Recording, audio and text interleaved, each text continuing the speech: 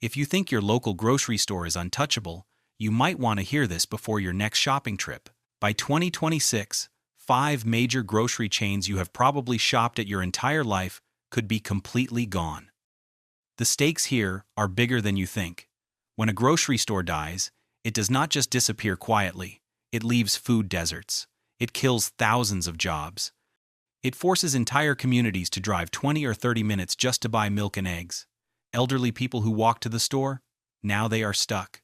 Low-income families who relied on that location, now they are paying more for gas than groceries. So why are these 5 chains circling the drain? Debt. Competition from Walmart and Amazon. Mergers that look like lifeboats but are really just anchors.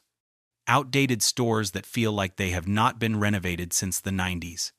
And worst of all, they have no identity. They are not the cheapest. They are not the freshest. They are not the most convenient.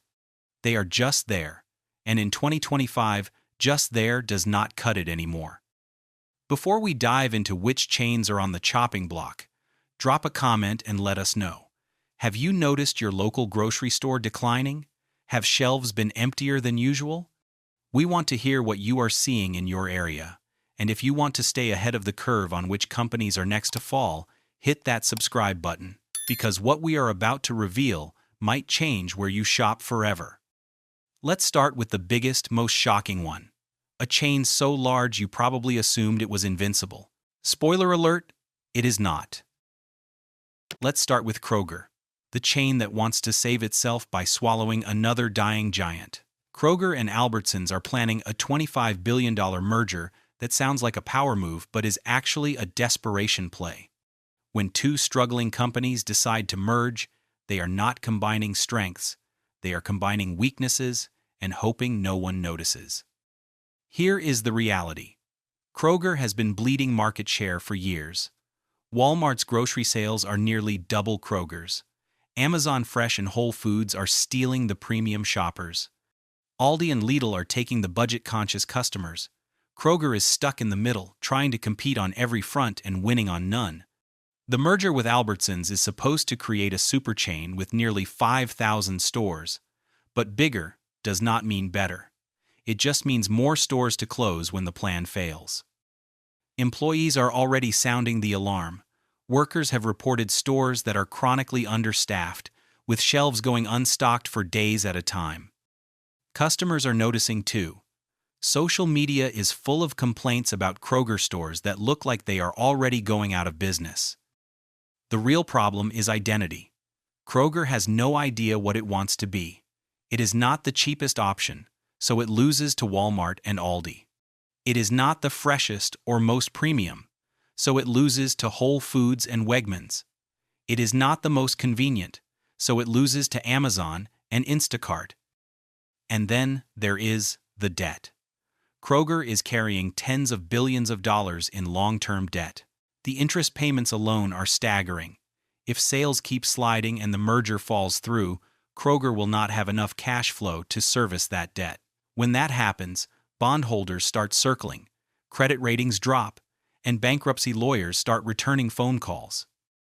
The timeline is tight. If the FTC kills the merger in late 2025, expect mass store closures by mid-2026. Kroger will shed underperforming locations like deadweight, trying to stay afloat. But every closure makes the remaining stores less viable because the fixed costs get spread thinner. It is a death spiral disguised as restructuring. But Kroger is not the only chain that lost its identity. The next one sold its soul to a tech giant and is now paying the price. Whole Foods used to be the temple of organic everything, the place where your grocery bill cost more than your car payment, but you felt virtuous doing it. Then Amazon bought it in 2017 for $13.7 billion, and the soul started leaking out like juice from a punctured kombucha bottle. Amazon promised lower prices and better access.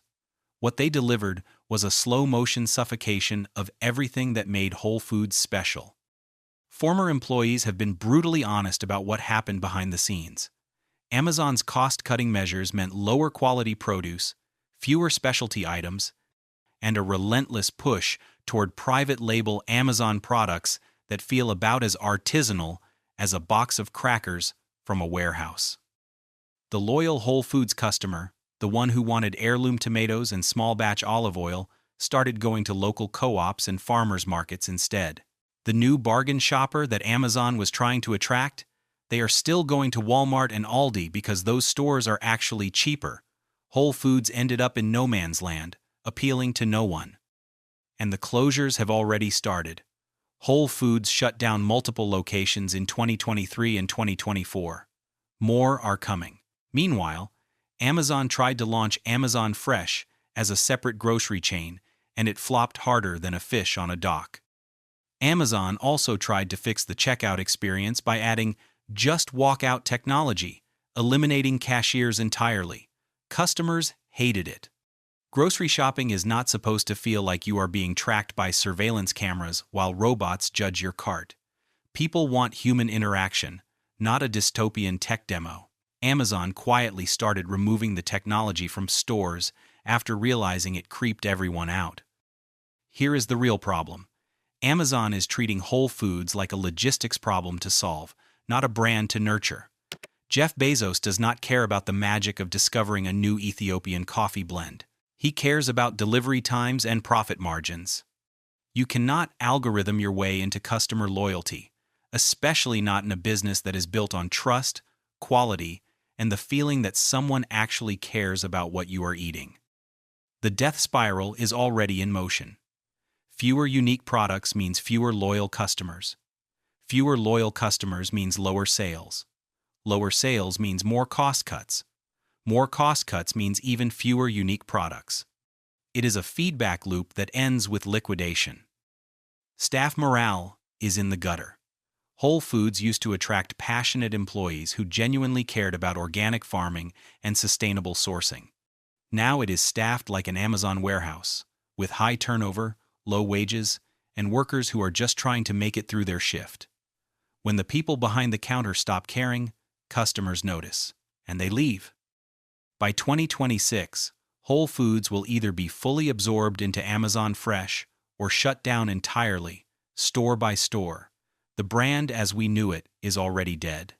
What is left is just a zombie wearing a Whole Foods name tag, stumbling through the aisles, waiting for someone to put it out of its misery. But at least Whole Foods tried to reinvent itself. Even if it failed, the next chain on our list is not even trying anymore. It is just closing stores and hoping no one notices until it is too late. Stop and Shop used to dominate the Northeast like a red and white empire. Now it is closing stores faster than you can say cleanup on aisle bankruptcy. When a regional chain starts pulling out of its own territory, the end is not just near. It is already here. In 2024 alone, Stop and Shop announced 32 store closures, and those are just the beginning. Stop and Shop is owned by Ahold Delhaize, a Dutch conglomerate that also runs Food Lion and Hannaford. When your corporate headquarters is an ocean away, local problems do not get solved. They get ignored until the bleeding is so bad that the only solution left is to close the doors and walk away. So why are people leaving? Because Stop and Shop is stuck in the worst possible position. It is pricier than Walmart and Target, but not as trendy as Whole Foods or Trader Joe's. It is less convenient than online delivery and less charming than local markets. It has no competitive advantage. It is just there, taking up space and asking you to pay more for the privilege of shopping in a store that feels like it has not been updated since 1995. Customers have not been shy about the problems. One shopper posted a photo of their local Stop and Shop with the caption, "This place looks like it is already abandoned but somehow still open." The picture showed flickering fluorescent lights, cracked linoleum floors, and a produce section that looked like the leftovers from a sad farmer's market in February. Comments poured in. "I thought this was a before photo from a renovation. Turns out it is just how they look now." Another person wrote, "My local Stop and Shop smells like defeat and expired yogurt." Employees are not exactly defending the chain either. Workers have complained about being chronically understaffed, forced to cover multiple departments at once, and dealing with outdated equipment that breaks constantly. Stop & Shop also went all in on self-checkout to cut labor costs, and it backfired spectacularly. Shoplifting increased, customer frustration skyrocketed. The savings they thought they would get were eaten alive by inventory losses and angry shoppers who just started going somewhere else. Turns out, people do not want to do the work of a cashier for free, while also dealing with machines that yell at them for putting a bag down wrong. The company tried to salvage loyalty with a rewards program, but even that is a mess. Customers have complained that the deals are confusing, the app barely works, and the savings are so small that it feels insulting. One shopper said, "I spent $80 and earned 12 cents in rewards. I could find more money in my couch cushions." Stop & Shop's real estate is also becoming a massive liability. Many of its locations are in expensive northeastern markets where rent and property taxes are crushing. High costs plus declining sales equals a financial nightmare. By 2026, expect another 50 to 75 closures, possibly more. Stop & Shop will shrink down to a skeleton crew of profitable urban locations, and even those might not survive if the trends continue. But Stop & Shop is not the only chain where closures are piling up. The next one is technically a pharmacy, but when it dies, it is taking your grocery convenience with it. Rite Aid filed for bankruptcy in October 2023, and while most people think of it as a pharmacy chain, thousands of its locations have grocery sections that entire communities rely on. When Rite Aid goes down, it is taking your quick milk run with it. And for a lot of people, that milk run is not just convenience, it is survival. Here is what is happening. Rite Aid is drowning in over $3 billion in debt, crushed by lawsuits related to the opioid crisis and years of terrible management decisions. And the plan to survive involves closing over 500 stores. Now, Rite Aid is not a traditional grocery store, but it filled a critical gap, especially in rural areas and low-income neighborhoods where full-service supermarkets are miles away. For elderly people who cannot drive far, for families without reliable transportation, for anyone who just needs a gallon of milk at 9 p.m., Rite Aid was the answer. When it closes, that answer disappears. And the closures are already creating food deserts. In small towns across America, Rite Aid is often the only nearby option for any kind of fresh food. When it shuts down, residents are left with gas stations that sell expired candy bars and nothing else, or they are forced to drive 20 or 30 minutes to the nearest Walmart. That might not sound like a big deal if you are young and have a car, but for someone who is 75 years old and living on Social Security, that 20-minute drive might as well be across the country. Rite Aid's competitors saw this coming years ago. CVS and Walgreens are bigger, better capitalized, and actually profitable. Amazon Pharmacy is eating the prescription business with ruthless efficiency. Dollar General is taking the convenient shopping crowd with lower prices and more locations. Rite Aid had no competitive edge left. It was just hanging on, bleeding cash, and hoping something would change. And the grocery sections were neglected long before the bankruptcy. Unlike Walgreens, which invested in expanding its food offerings, Rite Aid treated its grocery aisles like an afterthought. Limited selection, high prices, frequent stockouts. Here is the grim reality. Rite Aid will likely emerge from bankruptcy as a much smaller chain focused only on pharmacy services in profitable urban areas. The grocery component will be completely eliminated, and the 500-plus stores that close will leave gaps that no one is rushing to fill. Dollar General might move in eventually, but their food selection is mostly packaged junk. Fresh produce? Forget it. When a hybrid retailer like Rite Aid dies, it does not just affect one product category. It affects entire ecosystems of convenience that people depend on. Losing a pharmacy is bad. Losing a pharmacy and a grocery store in one shot is a community crisis. And it is happening right now, in towns and neighborhoods that can least afford to lose access to food. By 2026, Rite Aid's grocery sections will be a memory. The prescriptions might survive in a handful of urban locations, but the convenience of grabbing dinner on the way home from picking up medication? Gone. And for thousands of communities, that loss is going to hurt. But Rite Aid is not the only regional chain that is running out of time. The next one dominated its territory for decades, and now it is learning that regional dominance means nothing when the national giants decide you are in their way. Giant Eagle dominated Pennsylvania, Ohio, and West Virginia for decades. It was the king of its region, comfortable and unchallenged. But regional dominance means nothing when Walmart and Amazon decide your territory looks profitable. And Giant Eagle is learning this lesson the hard way. By 2026, it might be a textbook case study in what happens when you get too comfortable for too long. Here is what most people do not know. Giant Eagle thrived for years because it had almost no serious competition in its core markets. That comfort bred complacency. The stores did not need to innovate because customers had nowhere else to go. The prices could stay high because there were no cheaper alternatives nearby. The technology could lag a decade behind because nobody was forcing them to catch up. Then, Walmart expanded its grocery operations aggressively, and Amazon launched same-day delivery in Pittsburgh and Cleveland. Overnight, Giant Eagle's protective moat evaporated. The price problem is impossible to ignore. Giant Eagle is noticeably more expensive than Walmart, Aldi, and even Target. We are not talking a few cents here and there. We are talking 10 to 20% higher on basic staples like milk, bread, and eggs. In an era where people are choosing between groceries and gas money, that price gap is a death sentence. Customers are not loyal when loyalty costs them an extra $50 a week. Giant Eagle tried to keep people coming back with a rewards program called Fuel Perks, but it is so confusing that most customers cannot figure out if they are actually saving money or just doing free math homework for the privilege of shopping there. You buy certain items to earn points that turn into fuel discounts that expire if you do not use them fast enough, and the whole system feels like a part-time job with no paycheck. Meanwhile, Walmart just has low prices every day. No points, no expiration dates, no mental gymnastics required. Then, there is the brand confusion problem.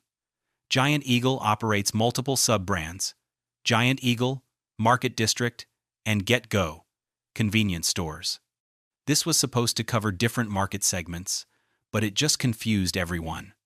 Market District was their attempt to create a premium Whole Foods competitor, and it flopped spectacularly. The stores are half empty, overpriced, and trying way too hard to feel upscale without actually delivering upscale quality. One customer review said, "Market District feels like Giant Eagle put on a fancy hat and hoped nobody would notice it is still Giant Eagle." Giant Eagle also invested heavily in Get Go, their convenience store and gas station chain, hoping to compete with regional juggernauts like Sheetz and Wawa. But this diverted massive resources away from the core grocery business, which is now suffering.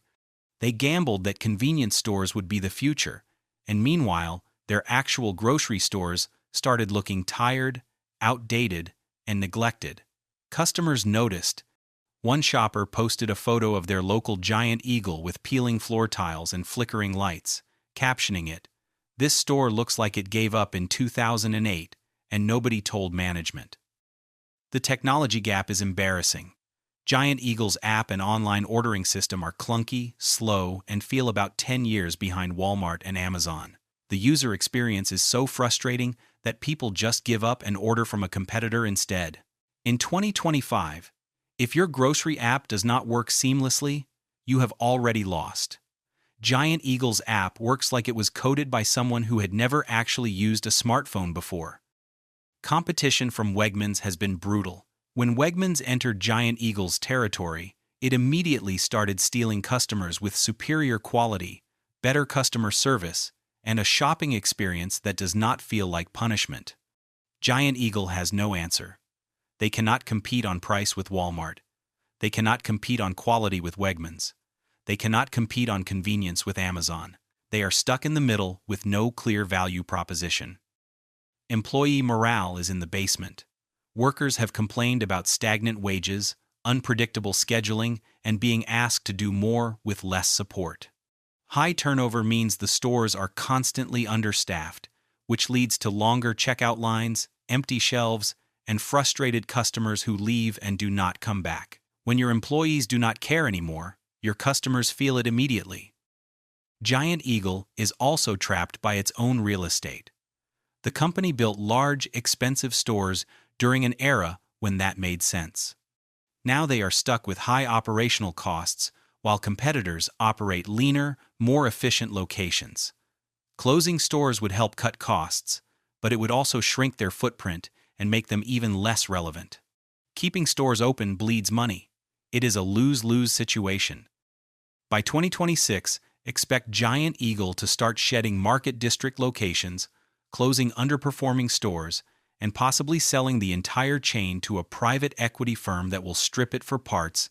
The Giant Eagle you grew up with will not exist anymore. What is left will be a shell, limping along until someone finally pulls the plug. So, there you have it. 5 grocery chains that seemed invincible just a few years ago, now racing toward irrelevance or extinction. But what does all of this actually mean for you? Remember those warning signs we talked about at the beginning? Empty shelves, constant sales, stores that feel a little too tired? They are not hypothetical. They are happening right now in aisles you have walked down 1,000 times, and most people do not notice until it is too late. So, what can you do? Pay attention. If your local grocery store is showing signs of distress, do not ignore them. Frequent clearance sales are not generosity. They are desperation. Empty shelves are not supply chain delays anymore. They are cost-cutting measures. Understaffed stores are not labor shortages. They are companies refusing to invest in a location they are planning to close. These are all red flags, and if you see them, it is time to start thinking about where else you can shop before you are forced to scramble. Diversify where you buy groceries. Do not put all your eggs in one basket, especially if that basket has a giant clearance sticker on it. Find backup options now while you still have time to compare prices and figure out logistics. Because once your main store closes, you will be competing with everyone else in your area who also just lost their go-to spot, and the remaining stores will be packed, understocked, and probably raising prices because they know you have nowhere else to go. The timeline is real. 2026 is not some distant future. It is next year. For some of these chains, the countdown has already started. Bankruptcy does not always mean immediate closure, but it does mean the beginning of the end. Store closures happen in waves. First, they cut the obviously unprofitable locations. Then they cut the moderately performing ones. Then they cut anything that is not printing money. And suddenly a chain with 1,000 stores is down to 100, clustered in wealthy urban areas, while entire regions are left with nothing. Here is the part that should scare you. Grocery stores are infrastructure. We think about roads and bridges and power grids, but we do not think about the grocery store 3 miles away that keeps an entire neighborhood fed. We do not notice it until it is gone, and then we realize just how much we depended on it. When your grocery store closes, it is not just about convenience. It is about access, affordability, and whether your community can function. These 5 chains will not all completely vanish by 2026, but they will be so diminished, so hollowed out, that the version you knew will be gone. And in some ways, that is worse than total closure. It is watching something you trusted slowly die, store by store, aisle by aisle, until all that is left is a memory and an empty parking lot. And when they fall, communities fall with them. Jobs vanish, food deserts expand, people lose access to affordable groceries and are forced to drive farther, pay more, or go without. Grocery stores are not just businesses. They are lifelines, and we do not realize how much we depend on them until they are gone and we are left scrambling to figure out where to buy milk. If this video gave you a new perspective on what is really happening at your local grocery store, smash that like button and subscribe so you do not miss what is coming next. Drop a comment and let us know which chain shocked you the most, or if you have seen the warning signs in your own neighborhood. And share this with someone who still thinks their grocery store is safe. Because the truth is not in the ads or the slogans. It is in the empty shelves and the quiet closures no one talks about until it is too late. Thanks for watching, and remember, when your grocery store is in trouble, your whole neighborhood feels it.